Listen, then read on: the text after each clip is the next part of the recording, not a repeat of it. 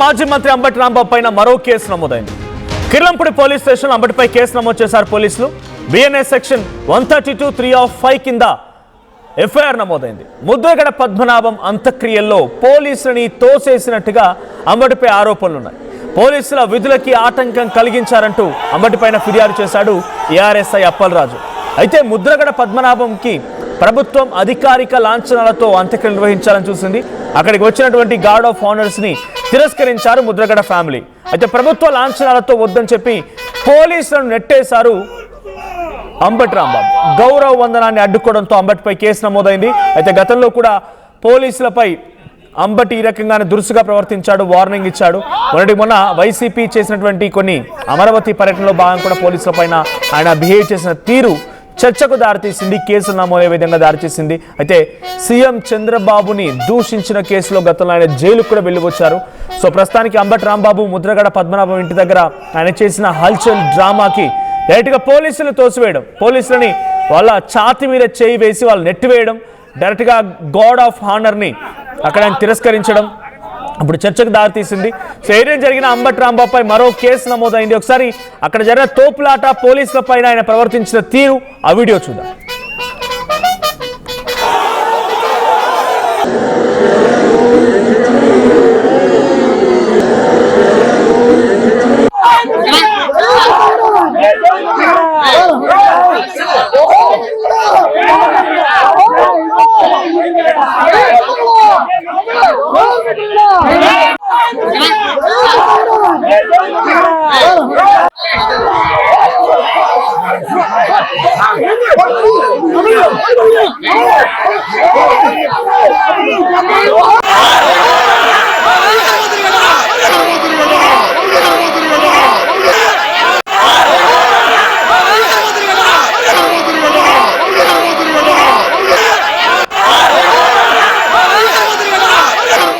కేసులు అసలు ఈ తెలుగుదేశం పార్టీ, కూటమి పార్టీ వచ్చిన దగ్గర నుంచి రోజు అన్నం తింటలేదయా, కేసులే తింటున్నాం,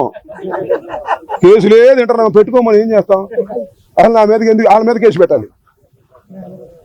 ఆనర్ వద్దు అని కుటుంబ సభ్యులతో మాట్లాడి ప్రకటించాం కదా, ఎందుకు వచ్చారు మీరు? మీ మీద కేసు పెట్టాలి. ముఖ్యంగా మా మీద కేసు పెడతారు.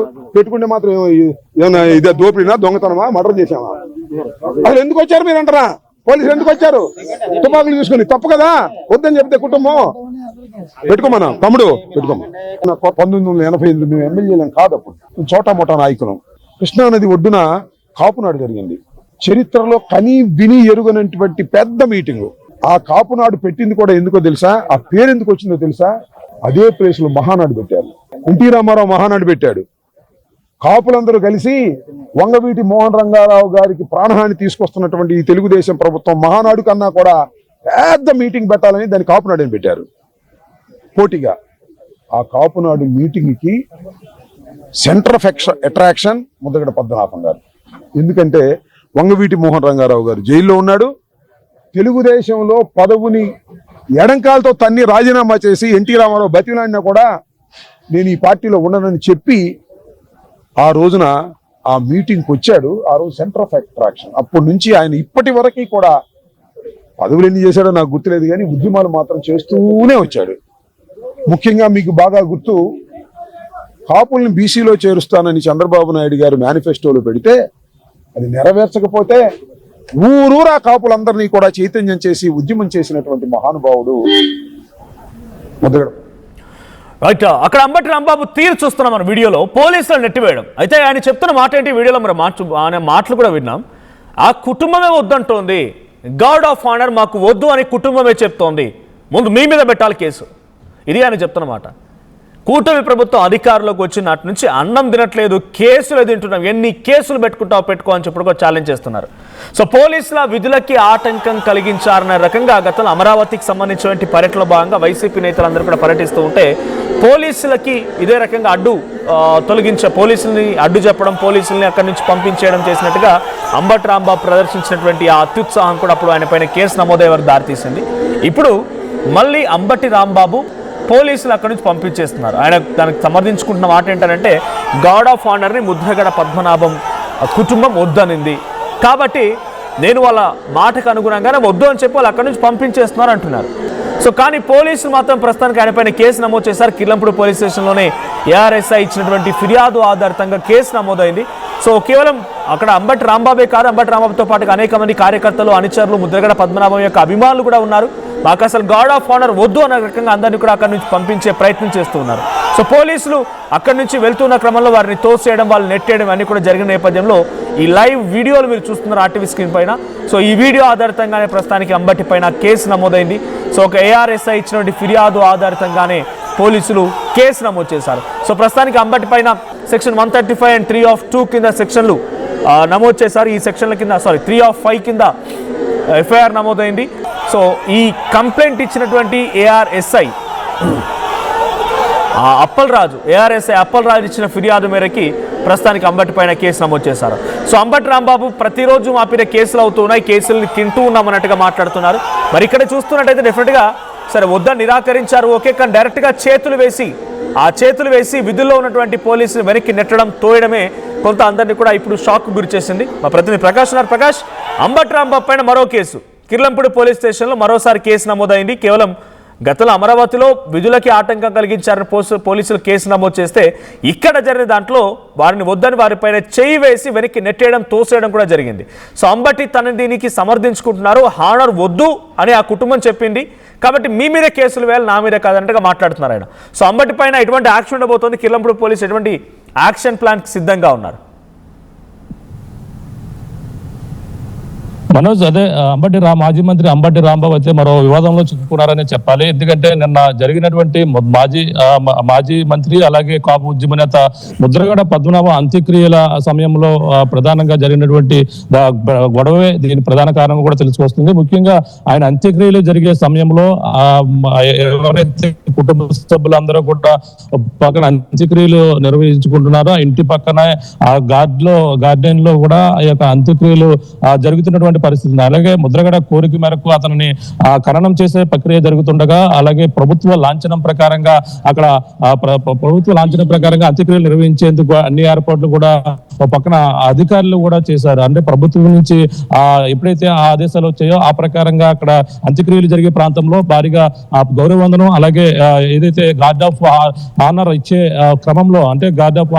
క్రమంలో పోలీసులందరూ కూడా అక్కడికైతే చేరుకున్న క్రమంలో అక్కడ కార్యక్రమం మొదలు పెట్టారు. ఈ క్రమంలోనే అక్కడ ఒక్కసారిగా పోలీసులు అధికారులు ఆ లాంఛనాలతో జరుగుతున్న ప్రక్రియ 1-2 సార్లు జరుగుతున్న క్రమంలోనే ఒక్కసారిగా అంబటి రాంబాబు బయటకు వచ్చి అక్కడ నుంచి మేము కుటుంబ సభ్యులు నిరాకరిస్తే మీరు ఎందుకు ప్రభుత్వ లాంఛనం ప్రకారంగా ఇటువంటి గార్డ్ ఆఫ్ ఆనర్ చేస్తున్నారంటూ కూడా అతను ఒక్కసారిగా ఆ పోలీసులపై దూసుకువెళ్ళినటువంటి పరిస్థితి ఉంది. అంతేకాకుండా అక్కడ ఉన్నటువంటి పెద్దాపురం డిఎస్పీ ఎవరైతే ఉన్నారో బాలగంగాధర్ తిలక్పై కూడా అతను చెయ్యి వేసి తోసే అంత పరిస్థితి కూడా అక్కడ జరిగినటువంటి పరిస్థితి ఉంది. ఆ విధంగానే జరిగిన నేపథ్యంలో ఆనర్ ఏదైతే గార్డ్ ఆఫ్ ఆనర్ ని కూడా అడ్డుకున్నారు. అంతేకాకుండా అక్కడ ఉన్నటువంటి జక్కంపూడి గణేష్ కూడా అక్కడ ఉన్నటువంటి కొంతమంది వ్యక్తులతో మొత్తం అందరూ కూడా అడ్డుకునే ప్రయత్నం జరిగినప్పటికీ అంబటి రాంబాబు మాత్రం ఒక్కసారిగా పోలీసులపైకి వెళ్ళి ఆయన వాళ్ళపై గార్డ్ ఆఫ్ ఆనర్ ని ఆపవాలంటూ కూడా చెప్పిన క్రమంలోనే ఈ యొక్క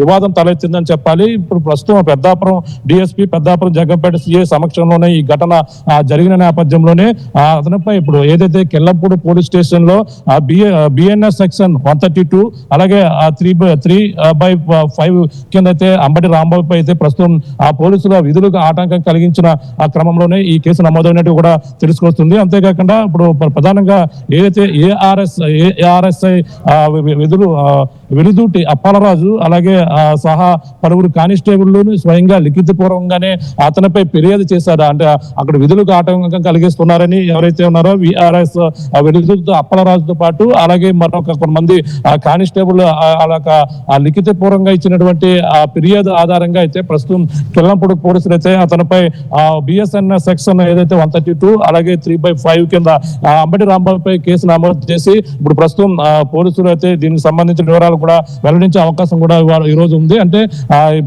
మొదటగా అతను పక్కన అంబటి రాంబాబు కూడా ఇదే విషయంపై కూడా మాట్లాడారు. అంతే ప్రభుత్వం పరంగా చేసేటువంటి లాంఛనాలు వద్దు, అంత్యక్రియలు ఆ విధంగా చేయొద్దని కూడా కుటుంబ సభ్యులు మధ్యాహ్నమే చెప్పారు. అదే విషయాన్ని కుటుంబ సభ్యులు చెప్పమన్న కుటుంబ సభ్యుల తరపున ఎవరైతే జక్కంపూడి రాజా కూడా మీడియా ముఖంగా కూడా వివరించారు. మరి ఎందుకు అండిపడినటువంటి సోపక్క కనబడుతుంది. ఆయన పైన నమోదైనటువంటి కేసుల్లో ఆయన విచారణకు పిలవడము లేకపోతే అరెస్ట్ చేయడం లాంటివి జరిగాయి. ఇప్పుడు పోలీసులకి పైన చేయి చేసుకోవడం, పోలీసుల్ని వెనక్కి నెట్టడం, తోసేయడం అన్ని లైవ్ లో వీడియోలు కూడా ఉన్నాయి ఆధారాలు. కాబట్టి అంబటి పైన ఏదైనా ప్లాన్ ఆఫ్ యాక్షన్ సిద్ధంగా ఉన్నారా? ఆయన విచారణకు పిలవడం ఇంకేదైనా జరిగే అవకాశం ఉందా? కార్యక్రమం నిన్న జరిగింది కాబట్టి కేసు రాత్రి నమోదైంది కాబట్టి అతను ముందుగా అంటే నోటీసులు ఇచ్చే అవకాశాలు అయితే కనబడుతున్నాయి. ఈ రోజు ఆయనకి నోటీసులు ఇస్తారు. నోటీసులు ఇచ్చిన తర్వాత అరెస్ట్ చేస్తారా లేదనేది కూడా చూడవలసిన పరిస్థితి. అంటే ఇక్కడ ఉన్నటువంటి విస్తృత సమాచారం ప్రకారంగా ప్రస్తుతం అయితే కేసు నమోదు చేశారు. ఆయన నోటీసులు ఇచ్చిన తర్వాత ఆయన గౌరవంగా వచ్చి అతనే సరెండర్ అవుతారు, లేదంటే మేము వెళ్ళి అరెస్ట్ చేసే అవకాశాలు ఉన్నట్టు కూడా మనకి వచ్చినటువంటి సమాచారం. అంటే ఆయన నిన్న ఈ కేసుల విషయం మాకేం కొత్త కాదంటూ కూడా అంబటి రాంబాబు కూడా మాట్లాడారు. అంటే కేసుల విషయం ఇటువంటి మేము భోజనం చేయము, మేము కేసులే తింటున్నాం, ఎన్ని కేసులు పెట్టినా కూడా మేము భరిస్తుంటాం అంటూ కూడా అతను కూడా నిన్న మీడియా ముఖంగా కూడా కామెంట్ చేశారు. అటువంటి మరి అంబటి రాంబాబు మరి ఈ రోజు నిన్న జరిగినటువంటి అంత్యక్రియల విషయంలో కూడా ఈ తలెత్తినటువంటి వివాదంలో గందరగోళం నెలకొంది. అలా ఓ పక్కన అధికార లాంఛనంగా నిర్వహించాలని ఓ పక్కన అధికారులు అయితే చేరుకున్నారు, మరో పక్కన కుటుంబ సభ్యులు అయితే నిరాకరిస్తున్న పరిస్థితి. ఆ కుటుంబ సభ్యులు ఒకవేళ కుటుంబ సభ్యులే చెప్పాలి, మరి ఆ పార్టీ పరంగా ఇతను చెప్తే పార్టీ పరంగా ఉంటుందంటూ కూడా కొంతమంది ఇటువంటి విషయాన్ని కూడా మాట్లాడినటువంటి పరిస్థితి ఉంది. కానీ కుటుంబ సభ్యులు బాధలో ఉన్నారు, అలా ఈ విధంగా చెప్తారు ఇటువంటి విషయాలు వాళ్ళ తరపున మేమే చెప్తున్నామంటూ కూడా ఈ ఒకళ్ళతో పుచ్చుకుని రాంబాబు అయితే ఈ విషయాన్ని ఆయనే మాట్లాడినటువంటి పరిస్థితి అయితే కనపడుతుంది. మరి పోలీసులు ఇప్పుడు నమోదైనటువంటి కేసు ప్రకారంగా అతను అరెస్ట్ చేస్తారా లేదనేది కూడా వేచి చూడవలసిన పరిస్థితి అయితే ప్రధానంగా కనపడుతుంది. మొన్న నిన్నటి వరకు కూడా రాజమండ్రిలో ఆయన గతంలో కూడా ఇదే విషయం మీద గతంలో కూడా ఎలాంటి వివాదాల్లోనే గొడవలు జరిగాయి. అతను అరెస్ట్ అయ్యి విడుదల అయ్యి అప్పట్లో రాజమండ్రి సెంట్రల్ జైలు నుంచి వచ్చేటప్పుడు కూడా అనేక విధాలుగా ఇక్కడి నుంచి ర్యాలీగా వెళ్ళేది కూడా ఇటువంటి ఈ విధంగానే కాంట్రవర్సీ అవుతున్నటువంటి పరిస్థితి ఉంది. ఇప్పుడు కూడా తాజాగా చూసుకుంటే ఆయన పోలీసులపై దురుస్తుగా వెళ్ళిన పరిస్థితి మనం వీడియోలో కూడా చూస్తాం. ఆ విధంగా వెళ్ళిన నేపథ్యంలోనే పోలీసులు అయితే ప్రస్తుతం అతనిపై కేసు నమోదు చేశారు. కేసు నమోదు చేసి ఇప్పుడైతే దర్యాప్తు కొనసాగిస్తున్నారు. దర్యాప్తులో మరి అతనికి నోటీసులు ఇచ్చి అరెస్ట్ చేసే అవకాశాలు అయితే క్లియర్ గా కనపడుతున్నాయని చెప్పాలి. Manoj, thank you Prakash. సరే, ముద్రగడ పద్మనాభ అంత్యక్రియల సమయంలో అంబటి రాంబాబు అక్కడికి చేరుకున్నారు. అధికారిక లాంఛనాలతో ప్రభుత్వం ఆయనకు అంత్యక్రియలు నిర్వహించడానికి సిద్ధమైంది. అయితే ఈ గార్డ్ ఆఫ్ ఆనర్ ని అధికారిక లాంఛనాలతో జరిగేటువంటి ఈ కార్యక్రమాన్ని మాకు వద్దు అనే కుటుంబం తిరస్కరించింది. అయినప్పటికీ పోలీసు అక్కడికి వెళ్ళిపోయి అధికారిక లాంఛనాలతోని వాళ్ళు గార్డ్ ఆఫ్ ఆనర్ ఇవ్వడానికి సిద్ధపడుతూ వాళ్ళ కార్యక్రమంలో ఉండగా అంబటి రాంబాబు, ముద్రగడ పద్మనాభం అనుచరులు, కార్యకర్తలు, అభిమానులందరూ కూడా ఒకసారిగా పోలీసు వెనక్కి పొమ్మని చెప్పారు. వాళ్ళు ససేమిరా అనడంతో అంబటి రాంబాబు డైరెక్ట్గా పోలీసుల దగ్గరికి వచ్చి పోలీసుల మీద చేయి వేసి వాళ్ళ ఛాతీపై చేయి వేసి వెనక్కి నెడుతూ వాళ్ళని పంపించే ప్రయత్నం చేశారు. అయితే పోలీసుల పైన చేయి చేసుకున్నందుకు, పోలీసులు అక్కడి నుంచి తోసివేసినందుకు అంబటి రాంబాబు పైన కిర్లంపూడి పోలీసులు ఏఆర్ఎస్ఐ అప్పల్ రాజు ఫిర్యాదుతో ఆయన పైన కేసు నమోదు చేశారు. సెక్షన్ 135 and 3 of 5 కింద సెక్షన్ల కింద కేసులు నమోదయ్యాయి. సో ప్రస్తుతానికి దర్యాప్తు జరుగుతోంది. ఆ లైవ్ వీడియోస్ కూడా ఉన్నాయి. కాబట్టి అంబటి రాంబాబు పైన పోలీసులు ఎటువంటి యాక్షన్ ప్లాన్కి దిగుతారో చూడాలి. ఒకసారి మళ్ళీ అంబటి రాంబాబుకి పోలీసుల మధ్య వాగ్వాదం అండ్ ఆయన మాట్లాడుకొచ్చారు, ఈ సంఘటన సమర్థించుకున్నారు. ఒకసారి ఆయన ఏం మాట్లాడారో చూద్దాం. ఉంటే మీరెందుకు వచ్చి మోగిస్తారు? అవసరం మాకు వద్దు బాబు అని కుటుంబం చెప్పారు.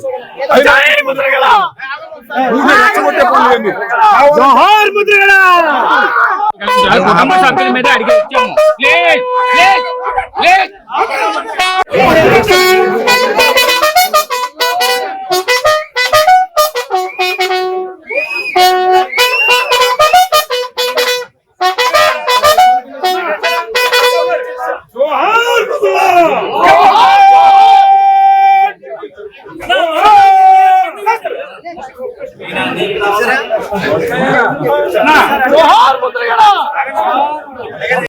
కుటుంబ సభ్యుల మీద అడిగి వచ్చాము.